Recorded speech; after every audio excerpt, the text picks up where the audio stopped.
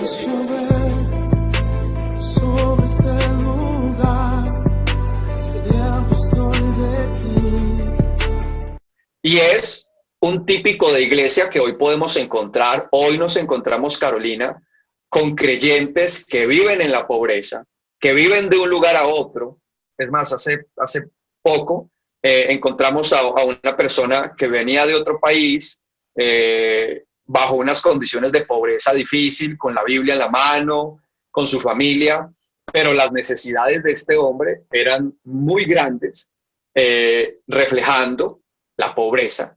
Y alguien podría entrar como en la condición de ver la pobreza de este hombre que es cristiano y menospreciarlo por su pobreza, menospreciarlo por su necesidad, más ignora la gente que hoy todavía hay cristianos pobres que están en persecución, que van de un lado a otro, que no tienen sino una Biblia y que pasan muchas necesidades, pero demasiadas necesidades.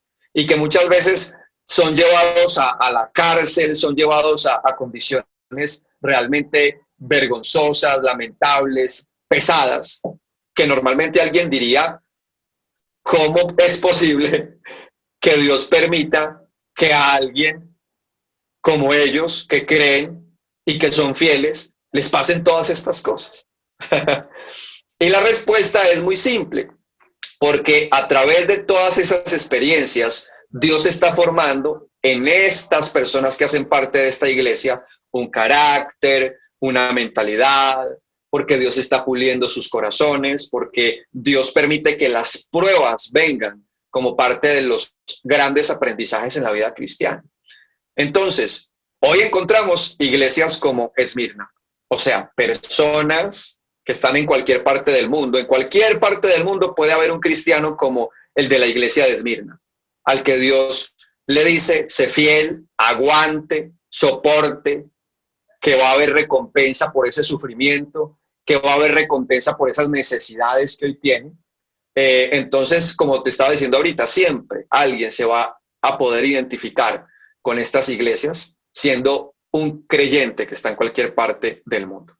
Entonces, toda iglesia que está bajo persecución es fiel. Porque cuando las iglesias tienen mucha comodidad, se pierde la fidelidad. La gente se vuelve muy cómoda.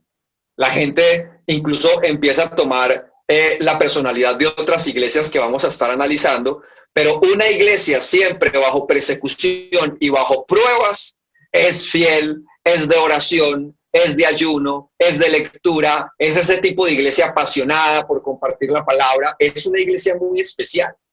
Y lo digo, Carolina, porque el ser humano muchas veces necesita persecución y pruebas como para entrar en esa búsqueda profunda con Dios, porque cuando la vida es muy cómoda, entonces todo se hace también cómodo y pensamos que no hay necesidad de orar tanto, de leer tanto y de tener ese aguante como la iglesia de Esmirna. Holmen, yo inclusive antes de ser cristiana siempre pensaba que habían más iglesias como en los barrios populares que en los barrios de estratos altos. ¿Podríamos decir que esta iglesia de Esmirna es la más común de todas o no necesariamente? Carolina, sí tiene mucha, digamos, hay mucha gente dentro de la iglesia de Esmirna y hay una gran verdad, Carolina. El cristianismo desde sus comienzos, siempre el cristianismo desde sus comienzos, ¿quiénes fueron los primeros que se acercaron a Jesucristo? Los pobres, las prostitutas, los ladrones, las personas vulgares, la gente del pueblo.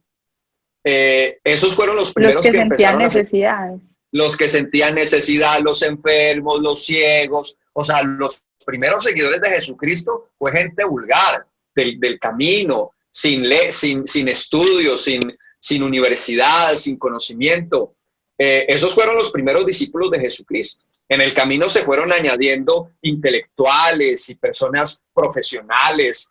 Pablo es uno de los apóstoles intelectuales, profesionales, capacitados, con doble nacionalidad, pero Pedro y muchos de los primeros discípulos era gente vulgar del pueblo. Es más, a Cristo le decían que era el rey de las prostitutas y los ladrones y que era el rey que andaba siempre con gente vulgar. Es más, la gente decía, ¿cómo es posible que este sea el Hijo de Dios? ¿Cómo es posible que este sea el Santo si anda con gente de mala vida o que tienen una vida que todo el mundo sabe que pues, tienen mala fama, ¿no? Entonces, sí es verdad, la mayoría, y hay una gran cantidad de creyentes que vienen bajo la necesidad y bajo la pobreza. Es más, Carolina, que hago un paréntesis, porque normalmente cuando uno le va a compartir la palabra de Dios a alguien que tiene un estatus alto o que tiene una vida muy, muy cómoda, normalmente la gente dice, ¿usted me está compartiendo a mí el evangelio? No, no, no, no. Eso es para el pobre, eso es para el sicario, para la prostituta, eso es para el que está allá en el barrio, o eso es para la gente que no tiene conocimiento, que no ha estudiado, o para la gente que ha tocado fondo, que cree que lo que realmente necesita es de Jesucristo. Pero yo no necesito de Jesucristo. Ese diálogo y ese discurso, es más, hace poquito lo escuché a una persona que le estaba compartiendo y que es muy adinerada, tiene una vida muy cómoda y tiene una vida tan cómoda y tan adinerada que él dice que no necesita a Jesucristo. Que de pronto si se le aparece en persona, que de pronto cree si se le aparece, pero que de resto él no necesita a Jesucristo para nada. Que eso es la gente vulgar de la vida cotidiana. Entonces, por eso, como dice la Biblia, es más fácil, dice, es difícil que un rico entre al reino de ¿qué? De los cielos. ¿Y por qué es difícil que un rico entre al reino? Más fácil que entre un camello. Sí, más fácil que entre un camello por el ojo de una aguja que un rico al reino de los cielos. Ahora, ¿por qué es difícil que un rico entre al reino de los cielos? No por rico, porque hay ricos que también van a entrar al reino de los cielos. Pero le es muy difícil al que tiene mucho dinero porque cree que no tiene ¿qué? Necesidades, ¿verdad? Porque el dinero te lleva a una vida donde puedes pensar que lo tienes todo y que pues, no necesitas de Dios, ¿verdad? Por eso se le vuelve difícil al que tiene mucha comodidad buscar de Dios. Porque dice, yo qué voy a sentarme ahí o yo qué voy a entrar a un conversatorio, pues si yo tengo muchas cosas que hacer, tengo muchos negocios y tengo mucha plata que seguir facturando como para perder tiempo ahí una hora en un conversatorio. ¿Me hago entender? Pero el rico le cuesta reconocer que necesita y que tiene necesidad. Ahora, mire, y para terminar, Caro, con esta iglesia de Esmirna, mire lo que le dice Dios a la iglesia de Esmirna. Yo conozco tus sufrimientos y tu pobreza, aunque en realidad eres rico. Hay mucho creyente, Carolina, pobre, que sufre, que usted los ve por ahí sin comida, mal vestidos, y son ricos. Para Dios son ricos. Y hay gente rica que para Dios son miserables, pobres y no han visto su vergüenza. ¿Sí? Porque lo que es rico muchas veces para el hombre, yo iba a compartir una cosa de eso. Sí. Es cierto, vean, yo pues tengo como una anécdota de una persona que es muy pobre pues en cuanto a plata, porque hay pobreza de espíritu y pobreza material. Es una persona muy pobre materialmente que conoce a un rico muy rico. Entonces el rico me decía, pues hace unos meses me decía, me da mucho pesar de tal que tiene tantas necesidades. Luego en una conversación con el pobre, que es cristiano, me decía, a mí me da tanto pesar del rico porque es tan pobre, o sea, vive tan mal, le siento mucha misericordia. Y eso me parecía muy chistoso porque yo decía, tan raro como es ver como los dos escenarios y cómo el pobre ve pobre al otro, o sea, el uno ve pobre al otro y realmente, pues digamos yo que estoy en el sándwich y que miro como las dos realidades desde afuera, digo definitivamente el pobre es el rico. Pues digamos en contexto con eso que tú estás diciendo. Claro que sí. Entonces, claro, porque siempre diré que lo que es riqueza para el hombre, digamos, puede que dentro de la mentalidad de Dios, esa persona que tiene riquezas, la parte espiritual y su parte de entendimiento de Dios es completamente pobre. Y Dios dice, incluso más adelante vamos a seguir mirando cómo Dios dice a personas que son ricas desde lo material, Dios los llama pobres, y no solamente pobres, miserables, que eso es una palabra mucho más profunda, que va más al extremo de la pobreza, miseria, ¿verdad? Es una cosa mucho más extrema. Listo. Entonces, cosas importantes de la iglesia de Esmirna, Carolina. Que la persecución, que la necesidad, que la pobreza, siempre me va a llevar a estar en una dependencia constante de Dios.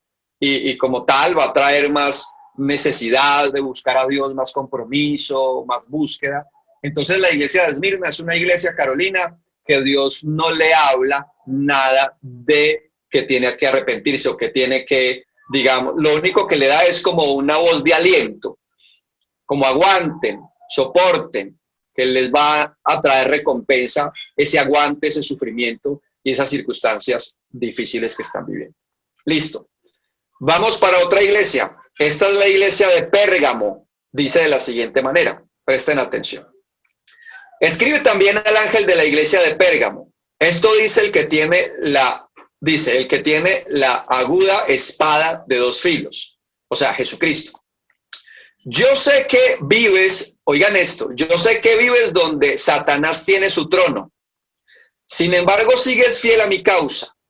No, dice, no renegaste de tu fe en mí, ni siquiera en los días en que Antipas, mi testigo fiel, lo mataron en esa ciudad donde vive Satanás. Pero tengo unas cuantas cosas contra ti, que ahí tienes, dice que ahí tienes algunos que no quieren apartarse de la enseñanza de Balaán, el cual aconsejó a Balac que hiciera pecar a los israelitas, incitándolos a comer alimentos ofrecidos en sacrificio a los ídolos y a la prostitución. También tienes ahí algunos que no quieren apartarse de la enseñanza de los nicolaítas. Ahorita les explico esta parte.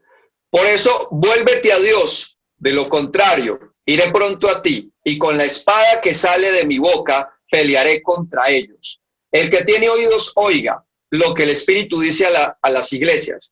A los que salgan vencedores les daré a comer del maná que está escondido y les daré también una piedra blanca en la que está escrito un nombre nuevo que nadie conoce sino quien lo recibe. Esta iglesia, Carolina, la iglesia de Pérgamo, es una iglesia que se ha prostituido. Es una iglesia que ha llegado a la condición de permitir que dentro de ellos como iglesia, digamos, more todas aquellas costumbres y todas aquellas tradiciones demoníacas, paganas, que nada tienen que ver con la palabra de Dios. Ahora, aquí hay dos personajes importantes que los relaciona a Dios con esa iglesia y cómo esta iglesia se contaminó con dos personajes que quiero resaltar en qué consistían. Entonces dice que una de las cosas dice, yo sé que vives donde Satanás tiene su trono.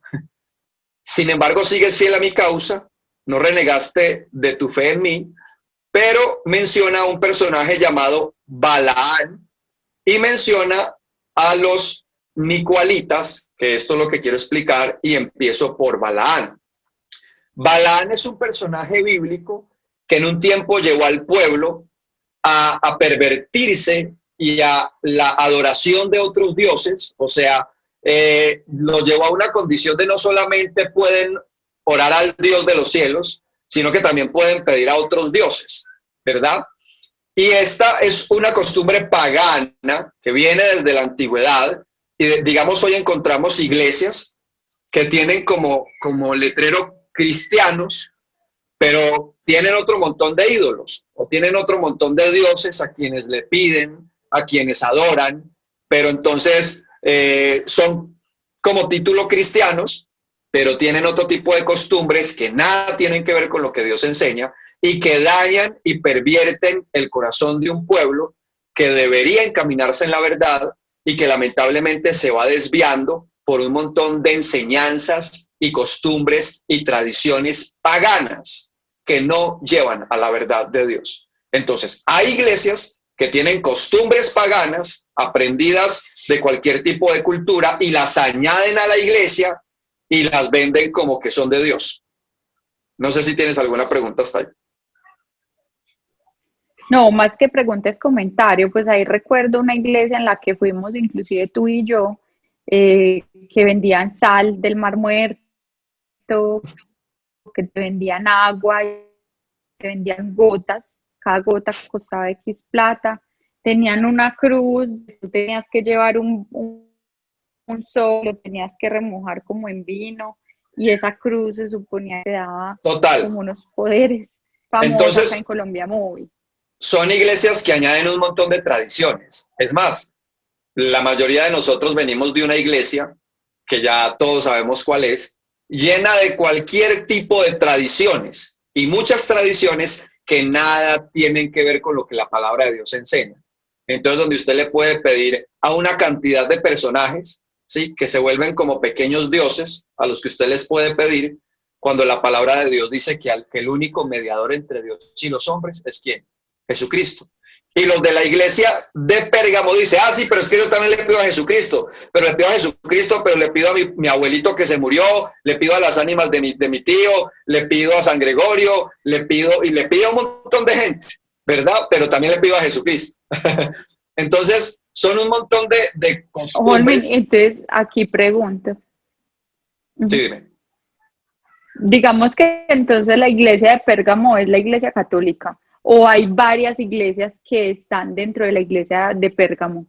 Hay varias iglesias. Pues que caben ahí dentro de esa iglesia. Hay varias iglesias, pero por el perfil de la iglesia de Pérgamo y las cosas en las que cayeron ellos son muy parecidas a la iglesia tradicional, ¿verdad? Son muy parecidas porque eso fue lo que aconteció con la iglesia de Pérgamo. Por eso es muy interesante cuando uno se pone a mirar las iglesias, analizar cuáles son las cosas de las que Dios llama la atención, y no es que yo esté aquí como juzgando, sino que la misma palabra está juzgando las acciones de aquellos que se identifican con ciertos grupos de iglesias, y que es demasiado interesante uno mirar dónde está ubicado, ¿verdad? Y hacia dónde nos estamos encaminando, y qué color o qué forma estamos tomando como iglesia. Y creo que deberíamos de tomar la forma de esa iglesia a la que Dios aprueba, y no a la que Dios tiene que decirle, si usted no se arrepiente, van a venir unas consecuencias, así usted tenga el título de iglesia o de que usted es cristiano. Entonces, no todo el que dice que es cristiano, y debería de revisarse si es verdaderamente un cristiano genuino. Y una de las mejores formas de uno empezar a identificarse como un verdadero cristiano es mirando estos pasajes bíblicos, estudiando con profundidad estas iglesias y cuál era la personalidad que tenía estas iglesias en su forma de enseñar, en su forma de vivir y de llevar el mensaje de Dios. ¿Ok? Pero entonces, digamos, sí podríamos concluir, otra vez estamos en, que sí podríamos concluir entonces que esta iglesia de Pérgamo es la iglesia católica, ¿o no? Sí, por sus comportamientos, por las tradiciones y las costumbres paganas a las que han llegado, sí se parece a la iglesia de Pérgamo. ¿Listo? Ok, y entonces aquí me quiero adelantar. Todos hemos oído, o muchos hemos oído, que Apocalipsis habla de la iglesia católica como la gran ramera. Entonces podríamos decir que la iglesia católica se enmarca en las dos cosas, como en la iglesia de Pérgamo y como la gran ramera. Pues yo sé que me estoy adelantando, otros temas sí, que son más profundos. Mira, Carolina, en el verso 14 de Apocalipsis 2:14, el final dice, y a la prostitución. Se dedicaron a los sacrificios de los ídolos y a la prostitución. Entonces, claro, se prostituye como organización. Y una organización que se prostituye, o una iglesia que se prostituye, la pregunta es, ¿en qué tipo de prácticas cae? ¿A dónde llegan las prácticas de una prostituta? Lo que pasa, pero es que la otra es la gran sí. ramera, porque sí, rameras hay muchas. Sí. Ok, bueno, pero eso es otro tema más adelante. Lo que sí te quiero decir es que en Pérgamo sí se relaciona por cuanto la iglesia se ha prostituido. Entonces, una iglesia que ya permite que se casen homosexuales, una iglesia que aprueba un montón de cosas que nada tiene que ver con lo que la Biblia establece, una iglesia que va volviéndose permisiva, que se va prostituyendo, obvio, entra a unas condiciones completamente parecidas a la iglesia de Pérgamo. Y lo más impresionante es que dice, yo sé que vives, oiga, la iglesia vive donde Satanás tiene su trono. Eso es muy profundo, Carolina. La iglesia vive donde Satanás tiene su trono. Bueno, Sí. pero contanos dónde tiene Satanás el trono para no ir. Bueno, siempre diré, hay pensamientos muy hermosos en la Biblia que dice, donde está tu tesoro, ahí está tu corazón. ¿Sí? El corazón es la parte que Dios siempre dice, guarda tu corazón, porque de él mana la vida. ¿Sí? Entonces, Satanás, ¿dónde entra? Al corazón y empieza a minar la mente de esa iglesia. Porque es que volvemos al mismo punto, Carolina, no estamos solamente hablando de un lugar físico, estamos hablando de cómo Satanás entra a la mente de esos creyentes que hacen parte de esa organización y empieza a llevarlos a un montón de malos hábitos y de costumbres que se van volviendo como la fe de ellos. Y vaya usted, dígale a alguien que desarrolló el hábito de prenderle las velas a un muerto o de prenderle la vela a una imagen, vaya usted, dígale que eso no se hace. Si eso lo viene aprendiendo desde hace mucho tiempo y lo tiene arraigado en lo más profundo de su corazón. ¿Sí?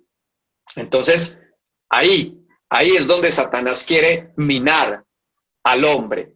¿Dónde Satanás quiere poner su trono? En el corazón de los hombres. Porque si Satanás gobierna la mente y el corazón, entonces gobierna todo. Un país, una ciudad, un pueblo. Ahí es donde Satanás entra, a la mente, al corazón. Con doctrinas, con falsas enseñanzas. Ok, entonces no es un lugar físico. ¿Y sabes por qué te digo eso? Porque yo he oído, no sé a quién, que Satanás vive en Israel, o sea, que la tierra que a él le gusta es el Medio Oriente, pues que digamos donde habita principalmente. Bueno, dice la palabra. O sea, cierto. Dice la palabra de Dios. Simplemente es algo, un mito.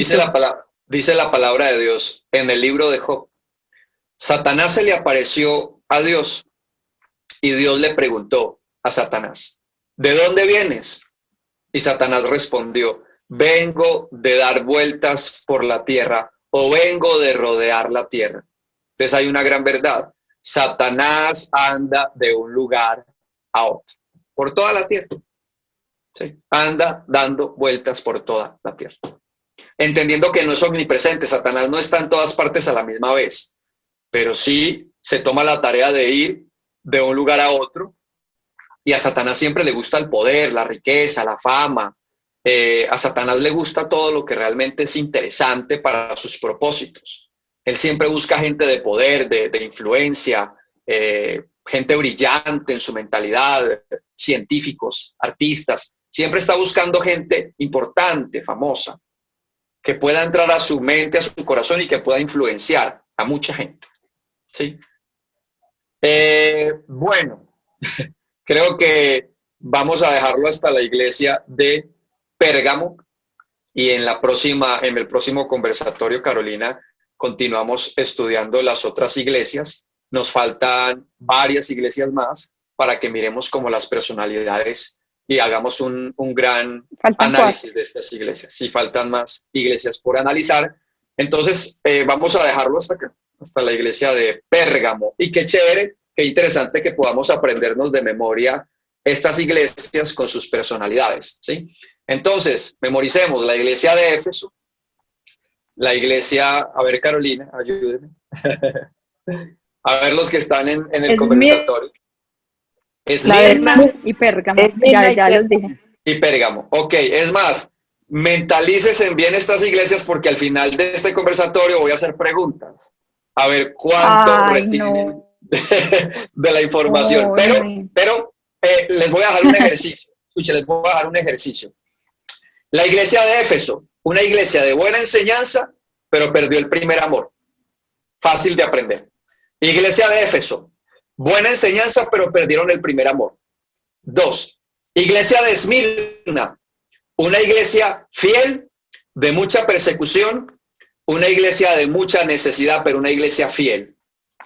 La iglesia de Pérgamo, una iglesia que permitió que Satanás entrara con costumbres y con un montón de idolatría que la desvía del verdadero camino que Dios ha trazado. Entonces, Éfeso perdió el primer amor, buena enseñanza. Esmirna, una iglesia fiel, de mucha necesidad, pero una iglesia fiel. Y Pérgamo, una iglesia que permitió que Satanás entrara a esa iglesia a llevarlos a la idolatría y a llevarlos a todas esas costumbres paganas. Ok, fácil. Y en la próxima clase seguimos Listo. meditando en las otras. Vamos a hacer una cortica oración. Igual es el segundo capítulo de Apocalipsis, por si de pronto alguno quiere leerlo. Claro que sí, ¿Cierto? capítulo 2. Pues antes de... Claro que sí, dentro de 8 días avanzamos con las otras iglesias. Padre, gracias porque eres bueno y porque nos regalas hoy para meditar y pensar profundamente. Dios, queremos ser una iglesia que tiene buena enseñanza, sana doctrina, y no queremos perder ese primer amor, que es demasiado importante que lo avives. Avívanos en ese amor para compartir, para enseñar, para soportar, para creer, para esperar, para no guardar rencores y resentimientos contra nadie. Llévanos y avívanos en ese amor que no queremos perder y que queremos que se prenda como una llama cada día. Te pedimos, Dios, que guardes mucho nuestro corazón. No queremos que nuestra mente sea una casa de Satanás o de demonios, donde nuestra mente se llene de tradiciones y de costumbres y de idolatría que nada tiene que ver con lo que tú nos enseñas. Ayúdanos, Dios, a ser una iglesia que se inspira por el sufrimiento y por las necesidades de Esmirna, para entender que hoy somos súper bendecidos, somos muy afortunados, y también llévanos, Dios, en el camino, cuando nos encontremos a un hermano de la iglesia de Esmirna con esta personalidad, que tengamos el amor de ayudarlo, de bendecirlo y de compartir con ellos y no juzgarlos, y entender que ese sufrimiento y esa pobreza hace parte de los propósitos que Dios quiere llevar a cabo con ellos, pero que al final del camino vamos a encontrarnos como una iglesia y como un cuerpo de Cristo, fuerte y lleno de toda gracia y de todo poder. Ayúdanos, Dios, a madurar y a crecer en el entendimiento de estas iglesias que dejan grandes enseñanzas en Cristo Jesús. Amén y amén. As you